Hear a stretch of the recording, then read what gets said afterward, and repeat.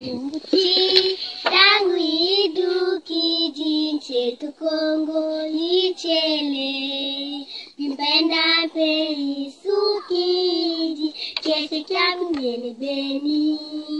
Madame, Monsieur, peuple congolais civilisé, bonjour. Commémoration ou non de l'indépendance en demi-teinte de la République du Congo, je me suis toujours posé la question de savoir si cela valait la peine d'en faire de tonnes, de sabrer le champagne, de festoyer en grande pompe le fameux 15 août au regard de ce qui se passe réellement de miséreux, de dégoûtant, de désagréable et de décevant dans ce pays qui semble maudit. Mesdames, Messieurs, lorsqu'on sait quelque part que le Congo, en date du 15 août 1960, fut consacré à la Sainte Vierge Marie par les pères fondateurs et que l'on observe tout ce gâchis qui tire sa source depuis l'escroquerie des 13, 14, 15 août 1963, il y a de quoi se désoler amèrement après avoir observé qu'une bonne partie de la population affamée se plaît d'applaudir un vrai fou. Vous allez un jour applaudir des fous, avait prédit le président Abbé Fulbert Hulou. Eh bien, nous y sommes en plein.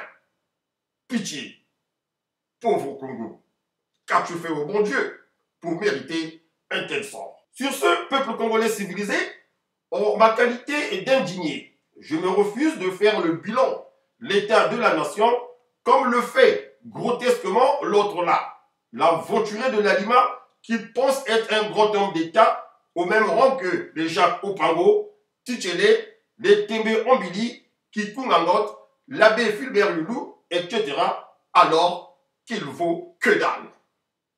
Tout comme je déroge exprès à la règle que je me suis toujours imposée, qui consiste en cette période de vous adresser un message d'espoir, tellement dépité par l'amateurisme primaire de Sassou. Je préfère partager avec vous, les justes, chers compatriotes, une réflexion, si ce n'est une lettre ouverte en forme de réquisitoire cinglant, si je ne m'abuse, signée de la main d'une éminence grise congolaise, ancien ministre de la République ayant fait ses preuves, à mon humble avis, je le mets, Monsieur Jean-Félix Desbatello. Cette sortie bien négociée de Monsieur Desbatello porte sur les accords paraphés vaille que vaille depuis un moment par le régime moribond de l'Alima, conduit par Sassou Demi et Mathurin.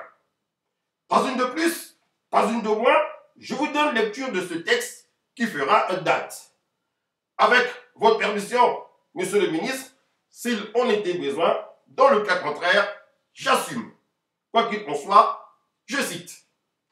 Au-delà des interrogations, de l'indignation, des inquiétudes et de la colère suscitées au sein des populations congolaises par certains accords sur la cession des terres au sujet rwandais, signés entre M. Sassou Nguesso et M. Kagame, ces actes intentionnels et délibérés du président congolais posent avec pertinence deux autres problèmes autrement plus graves. 1. Celui de la personnalité même du président de la République du Congo agissant dans l'ignorance totale des réalités socio-économiques et culturelles des populations des zones bardées au sujet rwandais. 2. Celui de la personnalité de l'aéropage de cadres et intellectuels opportunistes invétérés de toutes les origines ethniques du Congo associés à la gestion du pouvoir d'État et qui accompagnent sans rechigner le président Sassou Nguesso dans la prise des décisions aussi suicidaires pour le pays. De la personnalité du président Sassou Nguesso, constitutionnellement garant non seulement de la souveraineté nationale et de l'intégrité du territoire, le président de la République du Congo, président du Conseil des ministres, est également et surtout garant de la cohésion sociale, de la sécurité des personnes et des biens, de la paix et du bien-être au sein des diverses populations qui constituent l'ensemble de notre communauté nationale. En cette qualité et à ce niveau suprême des responsabilités, le président de la République ne peut agir et décidé dans l'ignorance totale ou en faisant fi d'une parfaite connaissance des réalités sur les structures socio-économiques et culturelles qui constituent, dans leur diversité et leurs évolutions historiques, les populations de nos 10 départements administratifs respectifs en dehors des grandes agglomérations urbaines de Brazzaville et Pointe-Noire. C'est pourquoi la décision prise par le président Sassou Nguesso, en violation flagrante de la Constitution, de céder de vastes étendues de terrains agricoles au sujet rwandais pour un quart de siècle renouvelable dans les départements sud du pays, le Poul, la Bouenza et le Niari, tout en étant une grave atteinte à la souveraineté nationale et à l'intégrité du territoire congolais, constitue en outre une véritable agression des populations rurales des districts concernés, contraintes de cohabiter et de partager leur terroir sans qu'aucun mécanisme légal de consultation nationale ou même locale n'ait été préalablement déclenché. Une source de tension, de troubles de la paix et de perturbation des structures socio-économiques et culturelles régissant depuis plusieurs siècles les évolutions des modes de vie des populations rurales de ces localités. Le président Sassou Nguesso et les membres de son gouvernement peuvent-ils ignorer que toutes les études économiques faites par tous les experts avant et après l'indépendance ont suffisamment démontré que la vallée du Niari, qui s'étend du Poul à l'entrée du Bayom, a été déclarée comme le grenier du Congo. Que, depuis l'époque coloniale jusqu'aux années 1980, soit 20 ans après l'indépendance, les populations de cet espace géographique du Congo s'étaient entièrement consacrées à une production agricole intense et diversifiée dont les produits de base comme le maïs, l'arachide, le haricot, les tubercules de manioc, le riz, les diverses patates, la banane douce et plantain, la canne à sucre, les fruits de pluie d'hiver, mangue, orange, mandarine, pamplemousse, avocat, citron, etc. Une variété de produits recherchés à l'exploitation et qui font la richesse de plusieurs pays tropicaux. Que grâce aux activités agricoles et à la présence des usines de transformation de leurs produits, les populations des contrées de la vallée du Niari avaient connu, avant même l'indépendance, des progrès réels, tant au niveau des revenus des ménages que dans la qualité de l'habitat, bâti avec des murs en briques cuites et les toitures en tôle galvanisée ou en aluminium. Que la production agricole des paysans dans cette partie du pays a contribué à l'autosuffisance alimentaire des populations locales et à l'alimentation des agglomérations urbaines de Brazzaville et de Pointe-Noire. En plus de l'alimentation des populations rurales et urbaines, la production paysanne dans la vallée du Niari a permis la fourniture en produits de base sans importation des usines de transformation de manioc à Bansumba, de sucre, d'huile d'arachide et d'aliments de bétail à Nkaï, etc. Que la vocation agricole de cette vallée a amené le gouvernement, avec le soutien des organisations internationales de recherche, à créer dans la Bouenza le centre de recherche agronomique CRAL et la station fruitière de Ludjiba. Que de Mindouli à Dolizi, dans les districts de Mfouachi, de Bokosongo, de Mouyonzi, s'étaient développées plusieurs ranchs et autres activités agro-pastorales modernes de haute productivité. Si le président de la République ignorait les atouts de tout ce potentiel de développement, pourquoi ne s'est-il pas informé auprès de plusieurs de ses associés politiques, les cadres originaires des districts des départements du Poul, de la Bouenza et du Niari, notamment certains anciens ministres et les députés de Mindouli, Mfouachi, Bokosongo, Madingu, Ludjima, Nkaï, Dolizi, Louvakou, etc. Voilà le potentiel humain et économique avec le savoir-faire paysan de cette riche région dont le président Sassou Nguesso a décidé de céder plus de 12 000 hectares à des sujets rwandais au détriment des populations locales abandonnées à leur sort voici plusieurs décennies dans un environnement en délabrement constant au plan des infrastructures de base, routes et ouvrages divers, des équipements et machines agricoles, des équipements administratifs, sociaux, culturels et des services, du chemin de fer Congo-Océan presque hors d'usage. Après avoir détruit en 40 ans de règne la dynamique de développement agro-pastoral de cette zone de notre pays, le président Sassou Nguesso et son gouvernement n'ont donc pas trouvé d'alternative que de créer ce qui, à l'évidence, n'est autre qu'un véritable processus génocidaire de remplacement des populations locales par les Rwandais qui, sans hésiter, vont émigrer par famille entière avant une intégration éventuelle dans les populations locales. Il va de soi que pour accélérer la domination de ces envahisseurs étrangers, l'État rwandais leur fournira les moyens financiers et logistiques nécessaires, chose que l'État congolais n'a jamais donnée à ses paysans condamnés à la misère sans perspective d'en sortir un jour. De la responsabilité des intellectuels et des cadres membres de la coalition au pouvoir. La décision prise par le président Sassou Nguesso d'attribuer à des sujets rwandais 12 000 hectares de terrain dans des localités où les populations congolaises ont pour activité majeure l'agriculture et le petit élevage interpelle également les cadres et intellectuels membres associés à l'exercice du pouvoir. En effet, l'une des principales causes de la logique de l'échec qui accompagne tous les pouvoirs qui se sont succédés au Congo est l'inconstance et l'opportunisme des cadres et intellectuels, civils et militaires associés à l'exercice et à la gestion du pouvoir d'État qui se taisent face aux atteintes répétées des droits fondamentaux du peuple souverain.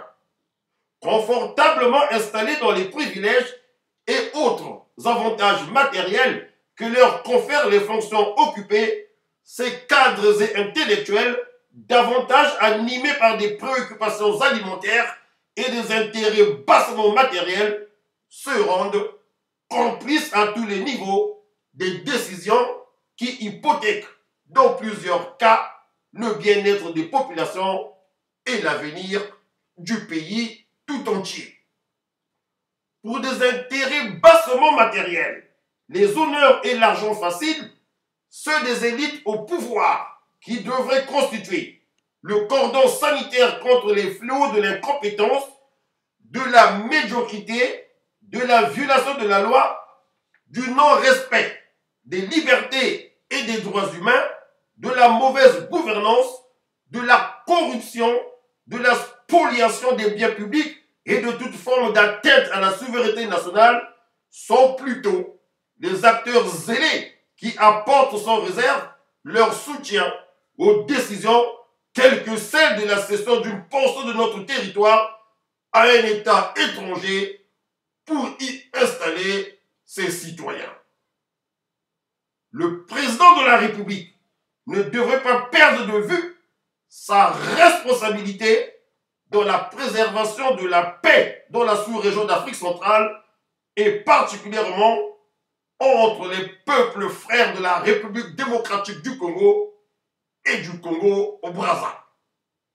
Car son obsession à conserver quoi qu'il en coûte le pouvoir pourrait l'amener à recourir à des options susceptibles de créer des tensions, voire des hostilités avec notre grand voisin, la RDC, en plein conflit avec le Rwanda. Dans le contexte où notre pays est empêtré dans une crise multidimensionnelle, avec une force publique tribale et essentiellement forgée à la répression et à la guerre civile, un conflit armé quelconque avec la géante RDC serait un désastre pour notre peuple déboussolé par la misère et la précarité.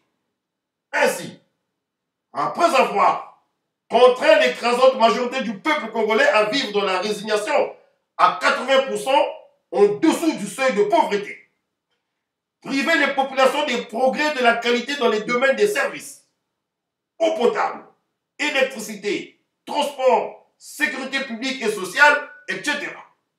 Détruit le système éducatif et mis en faillite les domaines de la santé et de l'action sociale. Hypothéquer l'avenir des jeunes condamnés au chômage sans perspective, le président Sassou Nguesso a-t-il décidé, avec la cession des terres congolaises à l'État rwandais, d'achever son œuvre par la violation de son serment constitutionnel de défendre la nation, notamment l'intégrité du territoire et l'identité nationale et citoyenne.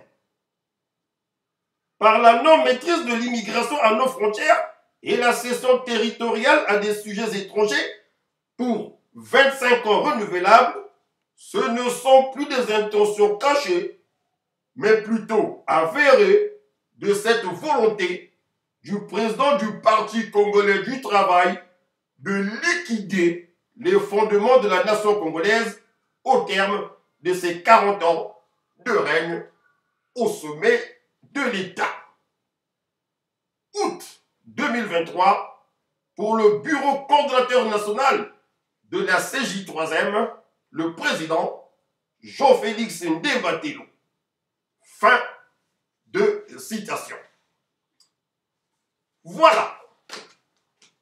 Lorsqu'on a lu, écouté et compris la quintessence d'une telle réflexion ou analyse sur un cas aussi important, précis, sensible, hautement conflictuel que celui de la cession dans un flou total d'une partie des terres du pays, le Congo a des sujets étrangers, notamment des Rwandais à la réputation belliqueuse, envieuse, au comportement suspect. Il nous vient une seule chose à l'esprit: donner raison au professeur Kabila de la République démocratique du Congo. Oui, l'orgue de la Lima, le voisin d'en face, Tatawana Yangambo, c'est un idiot. Pourquoi? Pourquoi céder nos terres à ce peuple belliciste? Pourquoi? J'en suis très attristé. Madame, monsieur, peuple congolais civilisé, c'est fait. Très bien fait. Bien de choses à vous. À très bientôt.